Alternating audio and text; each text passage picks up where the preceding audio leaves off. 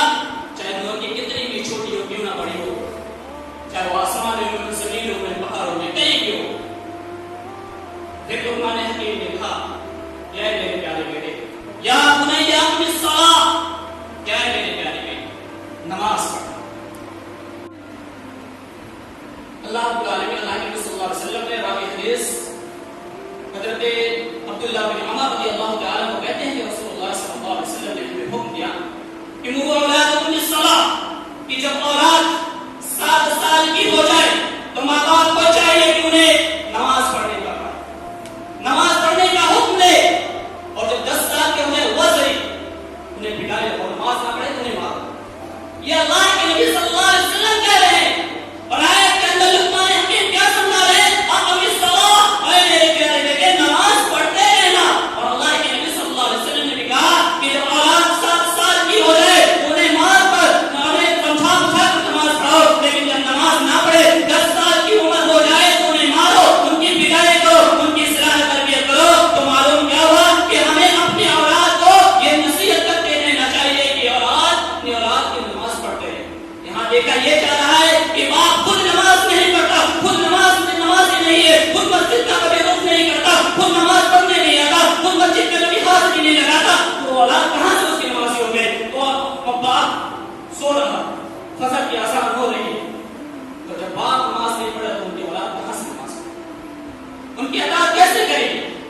آیت کے اندر اللہ رب العالمین نے کہا تو انفسکم کی سب سے پہلے اپنی اصلاح کرو، پھر اپنے اولاد کی اصلاح کرو. جب انسان اپنے اصلاح نہیں کرے گا، خود نماز نہیں پڑھے گا، خود نماز نہیں پڑھے گا، خود مسجد کا رخ نہیں کرے گا، تو اولاد کہاں سے نماز ہوگی؟ کہاں سے نماز ہوگی؟ تو لقمان حکیم نے کہا اپنے بیٹے کو یا بنی اقم الصلاۃ، کہ اے میرے پیارے بیٹے نماز پڑھتے رہنا، نماز کو کبھی نہ چھوڑو. وامر بالمعروف، اور تم دنیا میں کہیں بھی رہنا، کالج میں، سڑکوں پہ، پارکوں میں، کہیں بھی رہنا، لوگوں کو نیکی کا حکم دیتے رہنا اور برائی سے روکتے رہنا. واصبر علی ما اصابک، اور جب تم پر کوئی پریشانی آئے، کوئی مصیبت آئے، غم لاحق ہو تو صبر کرنا، صبر کا دامن کبھی نہ چھوڑو. یہ لقمان حکیم نے. اور پھر لقمان حکیم نے اپنے بیٹے کو قرآن پڑھایا کہ اے میرے پیارے بیٹے تم معاشرے میں کیسے رہنا، کیسے زندگی گزارنا، بڑوں کے ساتھ بڑوں کی عزت، چھوٹوں کے ساتھ شفقت، ولا تصعر خدك للناس، کہ جب تم لوگوں سے بات کرنا، لوگوں کے سامنے آنا تو منہ کو نہ کھلانا، تکبر نہ کرنا، کیونکہ اللہ رب العالمین ان اللہ لا يحب مختال فخور، اللہ رب العالمین تکبر کرنے والوں کو، منہ کھلانے والوں کو، زمین پر اگر کے چلنے والوں کو کبھی پسند نہیں فرماتا. یہ لقمان حکیم نے اپنے بیٹے کو سمجھایا. تو معلوم کیا ہوا کہ ہمیں اپنی اولاد کو یہ نصیحت کرتے رہنا چاہیے کہ اے میرے پیارے بیٹے جب اس دنیا میں تم چاہے جہاں بھی ہو نیکی کرتے رہنا، نیکی کا حکم دیتے رہنا، برائی نہ کرنا، لوگوں کو برائی سے روکتے رہنا، نماز پڑھنا، روزہ رکھنا، یہ سب اپنے اولاد کو سمجھاتے رہے، تبھی اولاد تمہاری نقش قدم پر چلے. تمہارے بتاتا کہ جب تم اس دنیا میں آج تو دیکھا جا رہا ہے کہ انسان اپنی اولاد کو ساری ڈگریوں سے نوازتا، ڈاکٹر بناتا، انجینئر بناتا، سب کچھ بنا دیتا، لیکن ایک چیز بنانا بھول جاتا ہے. وہ اولاد جس کے بارے میں اللہ کے نبی صلی اللہ علیہ وسلم مسلم شریف کی حدیث اللہ کے نبی صلی اللہ علیہ وسلم نے بیان فرمایا اذا مات الانسان انقطع عنه الا من ثلاث، کہ جب انسان دنیا سے رخصت ہو جاتا ہے، دنیا سے چلا جاتا ہے تو اس کی ساری نیکیاں بند ہو جاتی ہے، ختم ہو جاتی ہے، منقطع ہو جاتی ہے، سوائے 3 چیزوں کے. ان 3 چیزوں میں سے ایک چیز ہو کہ نیک اولاد جو اپنے ماں باپ کے لیے دعا کرے.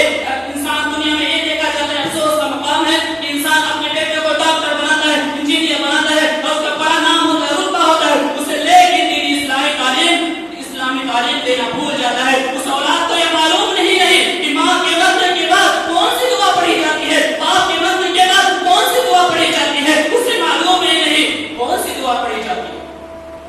وہ دنیا کی ساری چیز جانتا ہے، اسے ساری چیز معلوم ہے، انجینئر ہے، ڈاکٹر ہے، سب کچھ ہے، لیکن یہ پتا نہیں کہ ماں جب انتقال ہو جائے تو کون سی دعا پڑھی جاتی ہے، باپ انتقال ہو جائے تو کون سی دعا پڑھی جاتی ہے. قرآن کریم اللہ رب العالمین نے بیان فرمایا کہ رب ارحمہما کما ربیانی صغیرا، کہ جب تمہارے ماں باپ بوڑھے ہو جائے، فوت ہو جائے، اس دنیا سے رخصت ہو جائے تو اپنے ماں باپ کے لیے دعائیں کرو. دعا کون سی؟ رب ارحمہما کما ربیانی صغیرا، کہ اے میرے پروردگار ان پر ایسا ہی رحم فرما جیسا کہ انہوں نے بچپن میں مجھے پالا پوسا اور مجھے پڑھا. ہمیں ہمارے اولاد کو پتہ ہی نہیں کہ کون سی دعا. تو آیت کے اندر اللہ رب العالمین نے صاف صاف بیان فرمایا اگر ہم اس میں کوتاہی کریں گے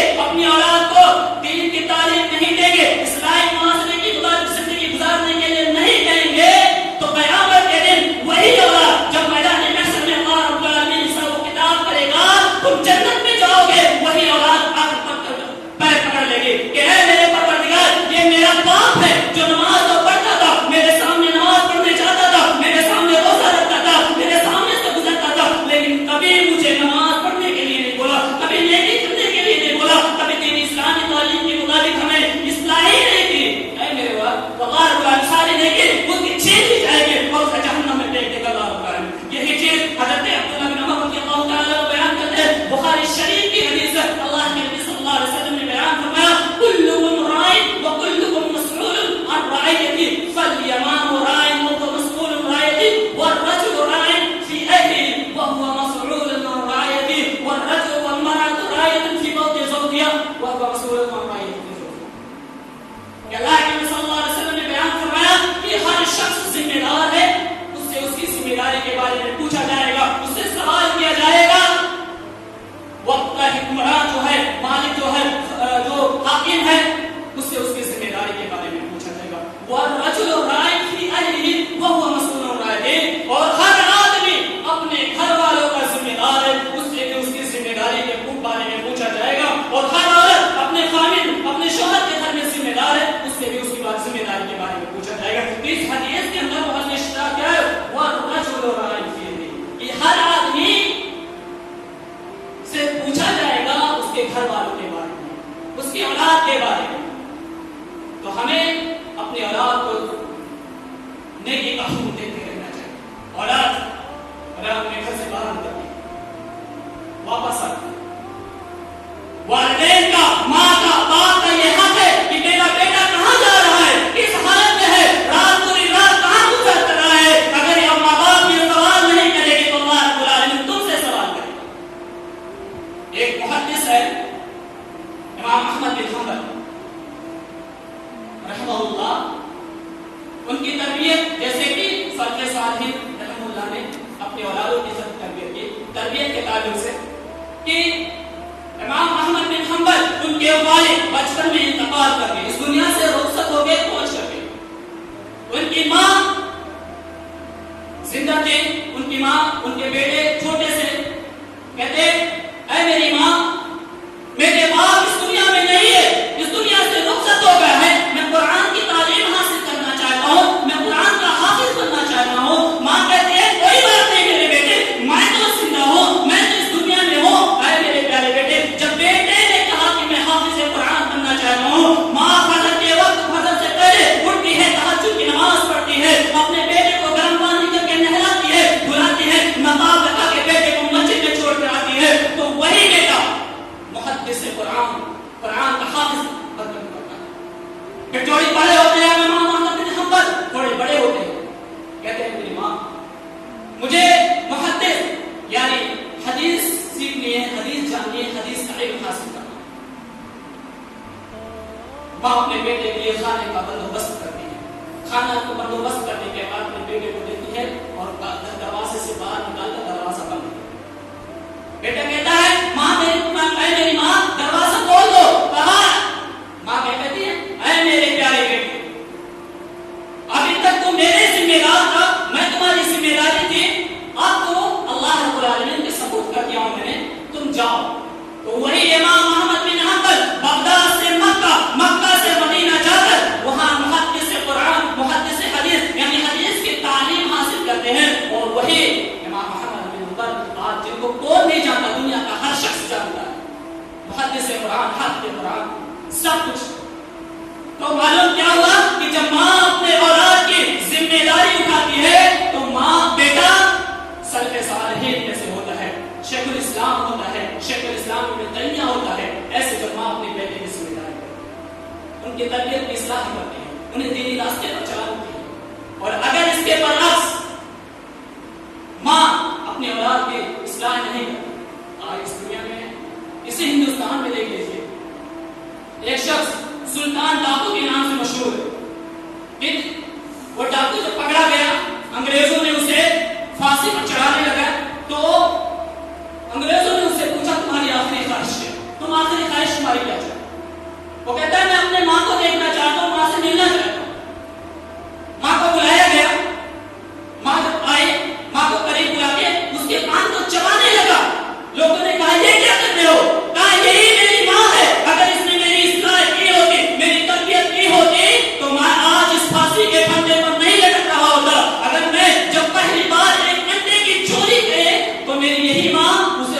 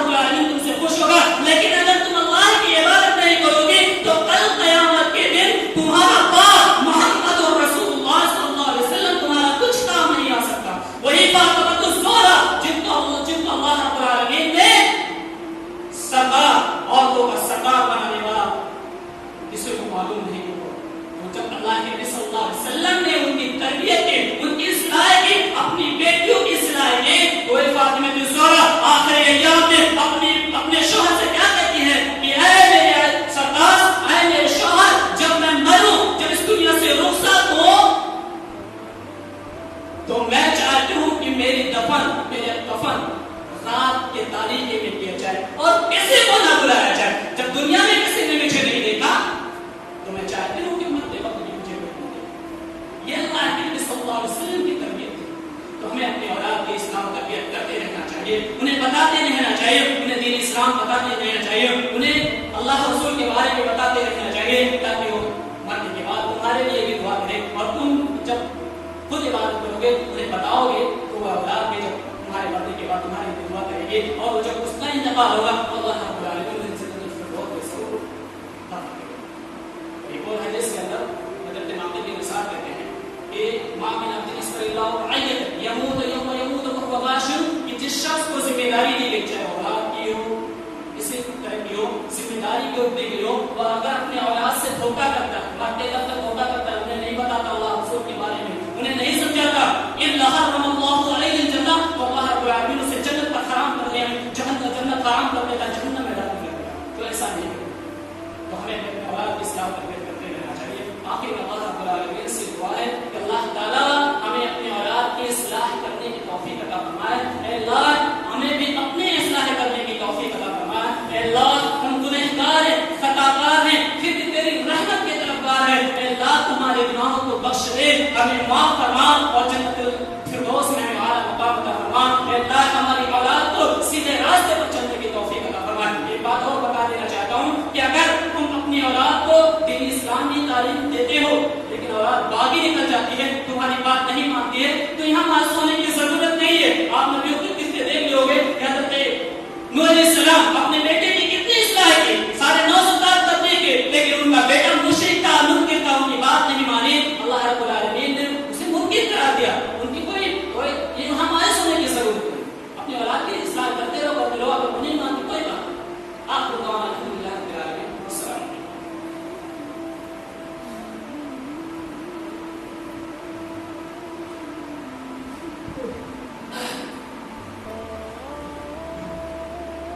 الحمد لله